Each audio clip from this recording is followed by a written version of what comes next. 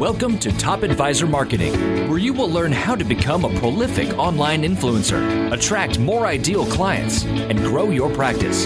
Brought to you by Top Advisor Podcasting, a done-for-you podcasting solution built just for trusted advisors. And now, your co-hosts of Top Advisor Marketing, Kirk Lowe and Matt Halloran. Hello, this is Matt Halloran again. Thank you for joining us on Top Advisor Marketing Radio. Today, I have the absolute pleasure of somebody I've been connected with on LinkedIn for a really long time. I've been following her thought leadership, and she has been rising through the ranks over time at Ash Brokerage. I have my guest today is Sheryl Brown, who's the Director of Business Development Analyst Team at Ash Brokerage, including advisor advocacy, financial marketing, and speaking. She has an enormous amount of experience in marketing branding, and I'm really excited about her thought leadership and sharing it with us today. Sheryl, good morning. How are you?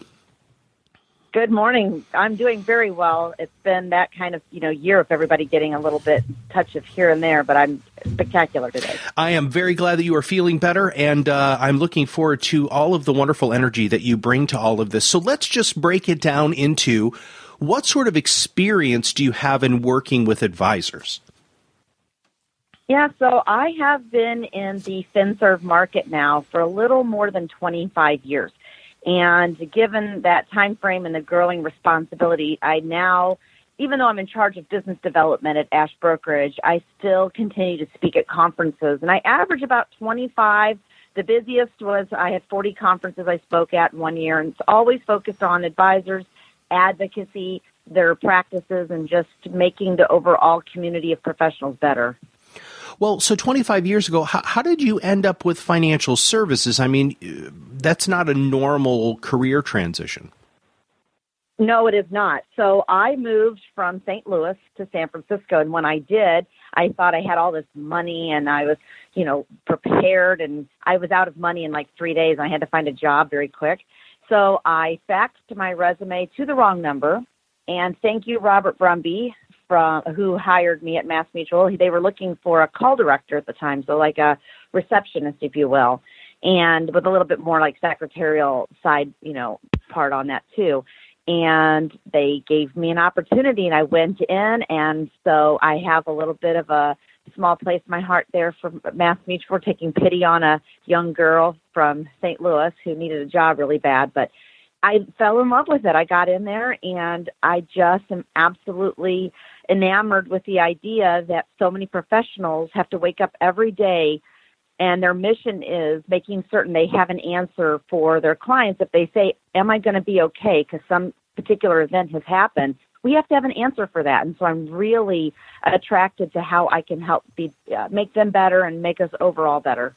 Well, let's talk about Ash Brokerage. So what is Ash Brokerage? Who do they focus on? Help us understand what that is. Yeah, so Ash Brokerage, privately held, is the largest insurance brokerage office in the United States. They have been around since 1971. Jim Ash is the founder, still very much involved in the business today, very active on LinkedIn, so you'll see him pop in and out of different groups and conversations. And his son, Tim, is the CEO, and his one of the principals is his son-in-law, Jason Grover. So still very family-owned and oriented, I guess. But we have 375 employees. They're based out of Fort Wayne, Indiana, focused mostly on protection and retirement solutions. So protection being that life insurance, long-term care need, disability income, and then, of course, the annuity side of things. So it's a wonderful space that we fill. And from who we serve, anybody that's in the independent advisor market, we also have a lot of national account management. So a lot of those, which you would traditionally think of as back office for some of those advisors who work in captive environments, but where they can't place, they can broker their business out. Ash tends to be the largest, organization that fills that spot. So we're almost the back office for just about every insurance office that's out there. So it's a big space. That is a really, really big space. All right, so let's get personal. Now that we have an idea on who you work for and what you do, what are your personal goals? Yeah, so I recently pivoted from being very social media focused to much more business development focused. And I want to continue to foster the needs of, what our organization is doing from a recruitment standpoint, but also to help advisors see the opportunities like leveraging data and what that opportunity still continues to look like in the social and digital environment. So although I may not be completely focused on being the social media director as I once was, I'm still using and leveraging the social media data components of it and teaching advisors, and as well as for our own organization, the business development opportunities behind them. Okay, more personal than that. Come on. You got to give us some goods here. So, like, personally, I mean, you have major trips planned. What do you want to be when you grow? Help me with that a little bit more. I want everybody to get a chance to know you, because I actually feel like I know you pretty well. We're connected with each other on Facebook. I see pictures of your husband and your kids and all of that sort of stuff. Share with our audience a little bit more about who you are. Yeah, so I would say on the personal side of things, I really am super focused on, I enjoy the financial service market that I work within. And so a lot of my own personal goals tend to be still very focused on that. Whether it's one of mine, I own a social media nonprofit agency, for example, and Social Samaritans. And what we do are we're individuals who have unique ability to teach other individuals about social networking and what that looks like if you're in the and underemployed market and how to social network to find jobs. But in addition to that, and that's sort of a love passion project that I do. But, on the financial service side of it, I'm super focused on developing financial literacy for women. I think that's something that I have found a real joy in, and even on my own Facebook page, and that, when clients, I wouldn't say clients, but friends that come up to me and say to me, I don't understand, or I have this particular package, or what this looks like. I really enjoy being able to come in and help them make better decisions for their family, because there's a lot of financial literacy levels out there that I find they're just so they're just not as developed as I would like them to be at the age that we all are. Mm-hmm. I'm 46, and I feel like I have a pretty good grasp on what I'm doing with my finances, whether it has to do with the life insurance side of it, which I am a purist at heart in that, but all the way into the debt consolidation and, being able to understand what that looks like. I think that's missing a lot. And so from a passion project part 2, I would say outside of my social networking, that's another place that I like to spend a lot of time. So what does success look like to you? When you think of Sheryl being as successful as you want to be, paint us a picture. Yeah, so I really enjoy what I call the light bulb moment, and although it sounds sort of cliche, I do a lot of the conference speaking that I do comes from an educational perspective, so teaching them how to do things. Nothing is more fulfilling or exciting for me than when an advisor picks up the phone or their client picks up the phone, because I've done client appreciation events for advisors, when they pick up the phone and say, I learned how to do this, or I'm better at this in my practice, or I found this new client, or on my nonprofit side where people say to me, Sheryl, I got a job. That light bulb, when it all connects about, people say to me, oh, you love social media. I don't know if I really love social media in the romantic part of what people think social media is about. I love leveraging the data and watching somebody be able to connect the dots and correlate that to business or correlate that to a personal goal. And when that light bulb kicks on and says, this is why we do that, yes, that's exactly it. That, for me, is when I feel like that pinnacle of success is always touched upon. What is your go-to resource to help your clients? Like, is it a book? Is it a TED Talk? What is your one thing that if you just send to somebody and say, this is a great tool, what is that tool? Yeah, I would love to say that it was something like that. Mine's a little bit more intangible. I have found that practicing patience and listening. So a lot of times people listen with the intent of answering. And if you do not listen with that intent, and it's like a muscle, you have to exercise it. It's very difficult because we live in such a reactive world. So we're so ready to, jump on and say, ha, I know this, or let me help you, or let me do this. But if we can actually pull ourselves back and find that patience and that reserve and listen to exactly what someone's issue is. For me, when I'm in front of a group or I'm talking one-on-one with an advisor, I'm listening, and when they say things such as, I feel overwhelmed by, social media or the way the digital world is moving so fast. That feeling of overwhelm is very important to understand and hear it and take it in. Or they say, I'm out of ideas. What else do you have out there? Really listening to what they've said about their practice or what they're doing, and that question of I'm out of ideas. They're not out of ideas. There's a little bit of a block, and so to help them get over it. Or they're frustrated. I'm frustrated with technology, Sheryl. And so I hear that. If you can just take pause and really listen to what they're saying and correlate it to what their particular unique practice is, I think that's where, when you talk about that go-to resource, that's been it for me. And it's not something that's been natural. Mm-hmm. I've had to develop that over time. And I think that has made me, successful in what I've been able to do from an influencer standpoint, because advisors know I'll listen to them. I'll really listen to what they have to say. I'm so glad that you do that. And I'm so glad that you said everything that you just said there, because I think people, just like you were talking about, they have 2 ears so they think they can listen well, when it is a muscle, it is a skill that they have to exercise and practice. And there are great techniques that will help you be an even better listener. And so I think that is a magnificent go-to. And I really, really wish more people took the time to practice that. And now, so my next question is about a hero, like who is your hero? But before we get to that, where did you learn that? How did you have that epiphany about listening, Sheryl? Probably because I've had the good fortune. In fact, I just had this conversation not that long ago with some executive leadership at the company about, I think I made the comment about being lucky, or I was fortunate to be in front of people who were good mentors. And I know what it was.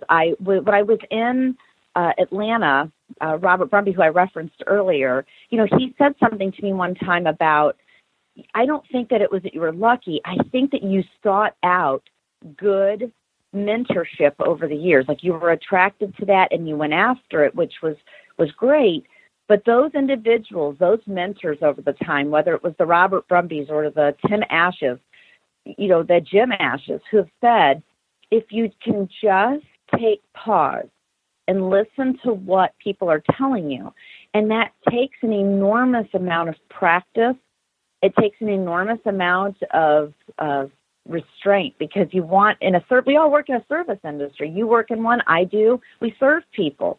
And you want so badly to jump in and do that. But I think that if we actually took a moment, an extra few seconds to really digest what someone said, there's probably the real nugget of the help isn't the superficial ask.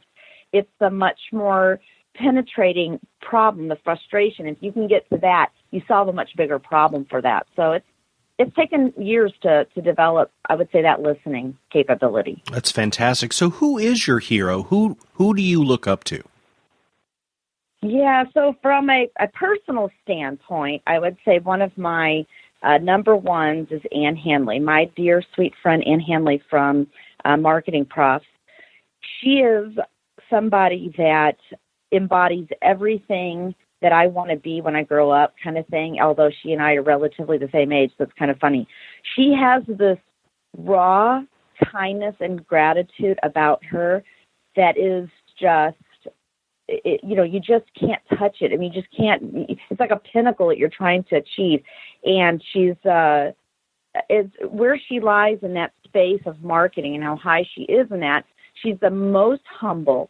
She is the most tangible. She is the most, just unbelievably kind and good-hearted individual. And so for that, on a personal level, she's my hero.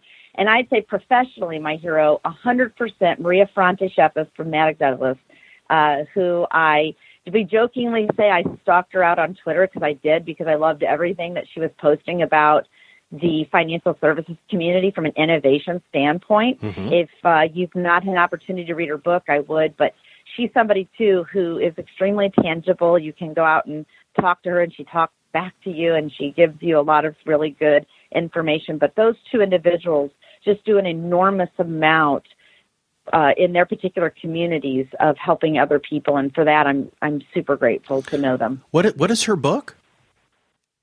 It would be, oh my gosh, I have it right here because I just had it in my hand the other day, Flirting with the Uninterested.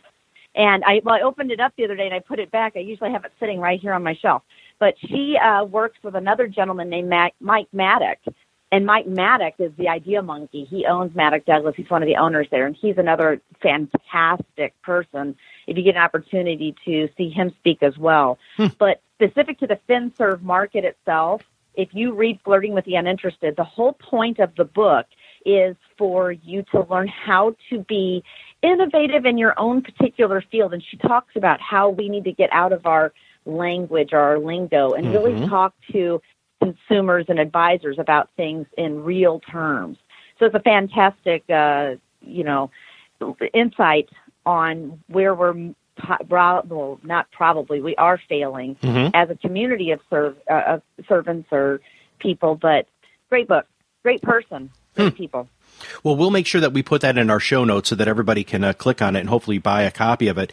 And thank you for sharing that. I really do appreciate that. That's every time I listen to a podcast, I love it when somebody drops a nugget like that.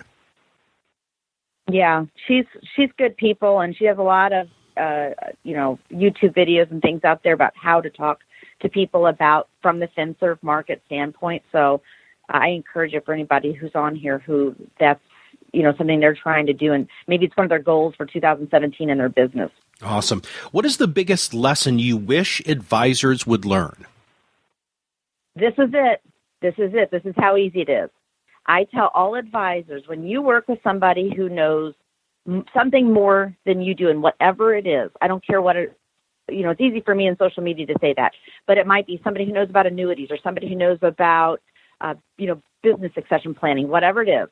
Adopt and then adapt. Adopt what they're telling you. Adopt the words, adopt the principles, adopt the strategy, and then adapt it to whatever your practice is. Because if you don't adopt it, you're not going to learn what those main foundational, points are. But you can always adapt it later on. Too often what I find happens is advisors get themselves in a situation where they think, yeah, this is a great idea, and immediately go to the adapt. Want me to do it this way? No.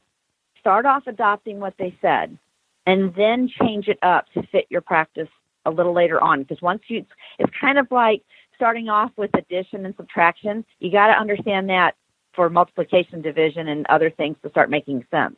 So adopt and adapt. Wonderful. If you had $1 billion, what would you do differently in your life?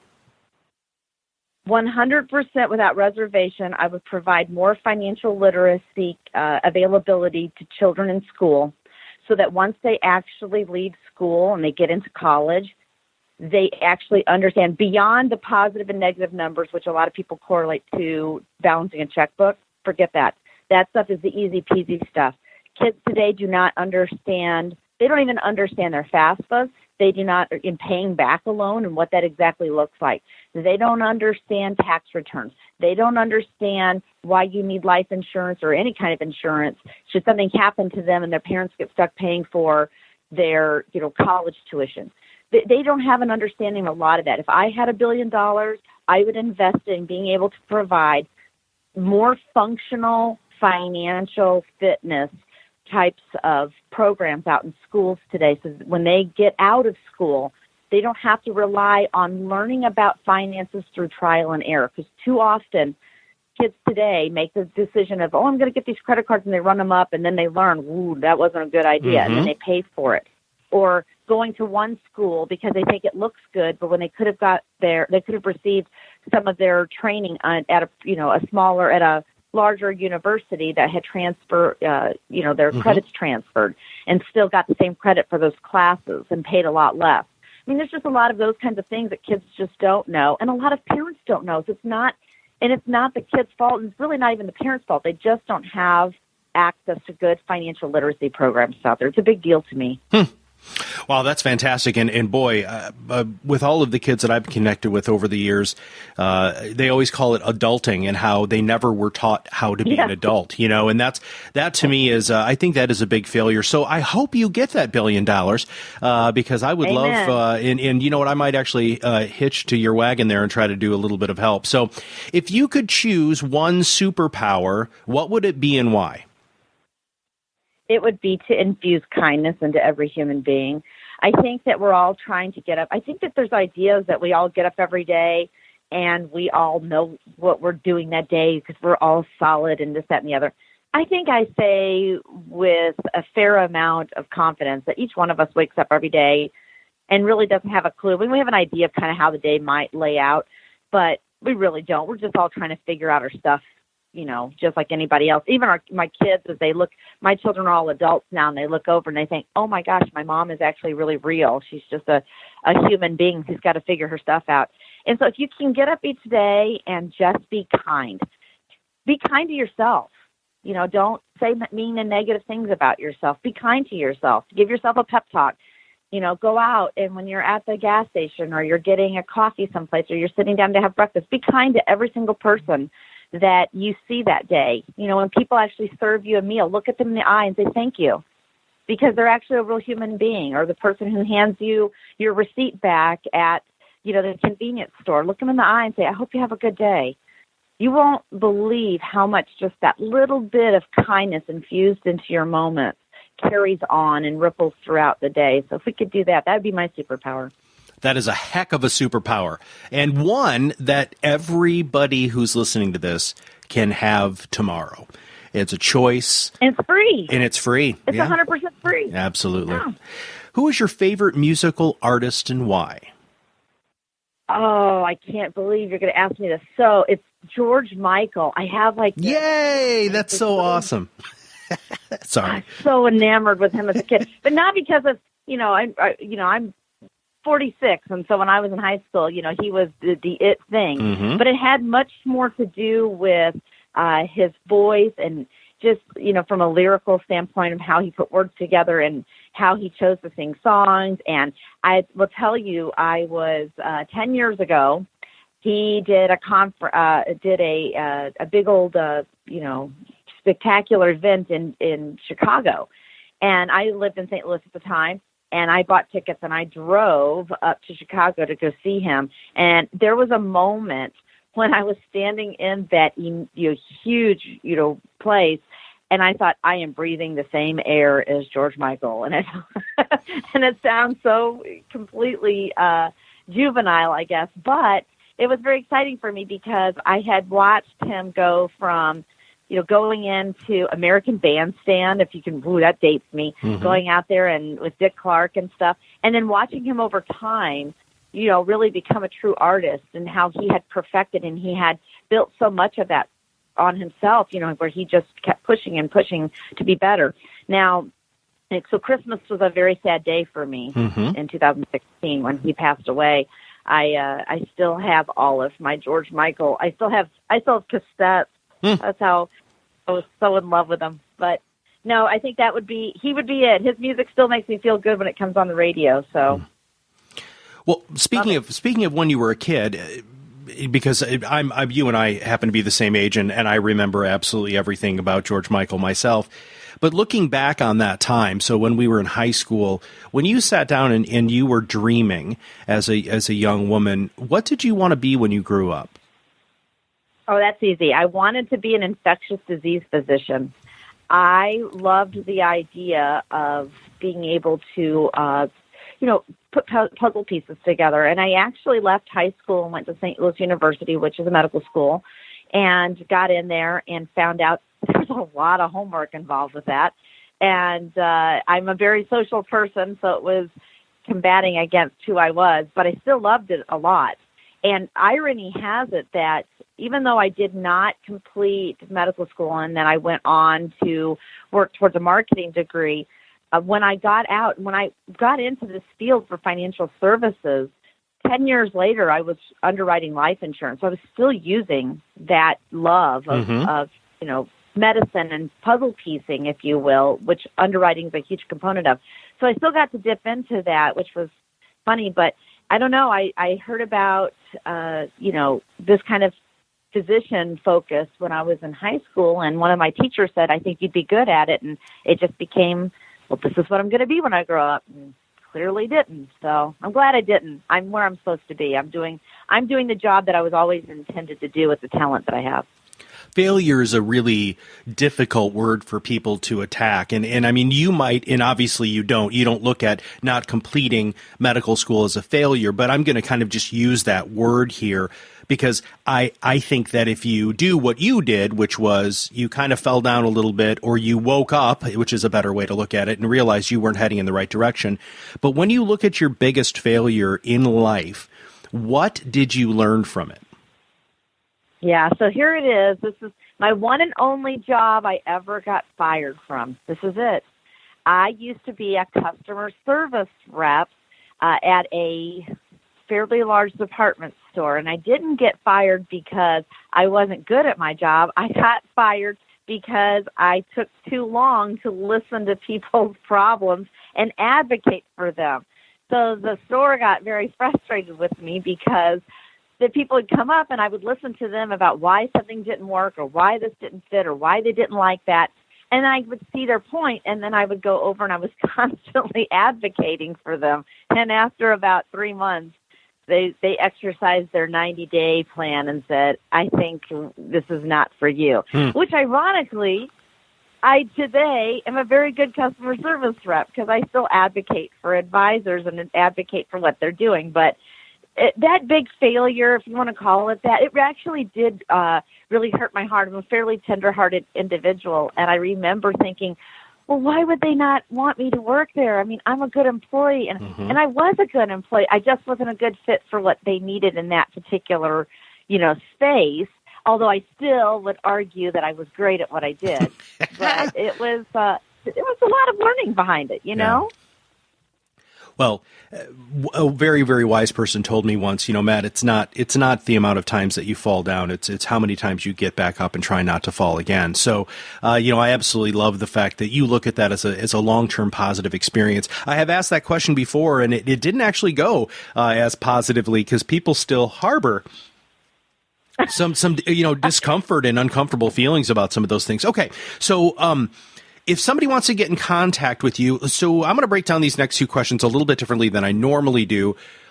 First off, why would our listeners reach out to you? So if they needed something or if they want to reach out to you, give us a good reason why they should call you or reach out to you on social. Yeah, so I would be someone that anybody in the FinServe community would want to reach out to if they have questions about social and digital marketing, sure. Business development opportunities within their particular, practice or focus in that FinServe market, 100%. If people are wanting any type of understanding about, the why do I need to care about, this kind of social and digital marketing or even business development opportunities into my practice? One of the questions I get a lot of times from advisors will be, everything I've been doing, Sheryl, has been working really well. I don't think I want to upset the apple cart, and I get that. One of the things that I oftentimes will remind advisors, though, you will have a business succession plan in place for your business. So do you think that a business that has a good social presence and strong, content and, also has some business development that's coming from that content, do you think that particular practice is worth more than one that doesn't? And a lot of times they'll think about it and say, well, yeah, then that would be the advisor who probably should get in touch with me to ask questions or, either to follow me or read some of the content, the stuff that I share and or I write. So a lot of times, too, and that one off from the FinServe market, so I would look at the center of influence as well, so the estate planners and the CPAs, that sort of environment, too, tends to trickle into my space, and I'm more than happy to help them as well. Fantastic. So how should people contact you? What is the best way for people? I know you're omnipresent and ever present on social. So all they have to do is they have to look up Sheryl Brown. I mean, you're on Facebook, you're on Twitter, you're on LinkedIn, you're really active. So I know that people can find you there, but what is your preferred means of communication? Should people call you, email you, message you? What should they do? Yeah, so I would say first, they feel free to email me. We're pretty easy at Ash. You just Sheryl.brown@ashbrokerage.com. We don't really hide behind. Some people get some weird email setups, and we're not at all. First name dot last name at ashbrokerage.com. Online, pretty much if you just start typing in Bionic Socialite, you're going to pull me up because that's where I am. You're right. LinkedIn, connect with me on LinkedIn. I enjoy to meet new people. I am on Facebook, Twitter, Instagram, Snapchat. I'm around.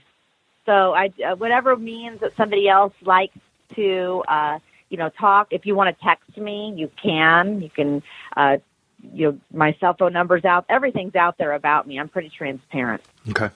And wildly accessible. I have to say that your response time on things when I've had questions has been very, very quick. So I appreciate your promptness and your availability. I think that's one of the big reasons why I wanted you to be on the show today, was because, one, I think that your prowess when it comes to marketing specifically and who you are as a person, the bionic socialite. I mean, if you really look at your own personal brand as Sheryl Brown, you've really rounded that out very, very well. You do share great thought leadership. Sometimes you write it, sometimes other people write it, which I think is another great, you are a good example of how to do this stuff right. So I really, really appreciate your time today. Did I miss anything, or is there anything else that we should cover before we're done? No, I'd say the only thing I like to end with is to tell anybody who's working in the financial services community, thank you.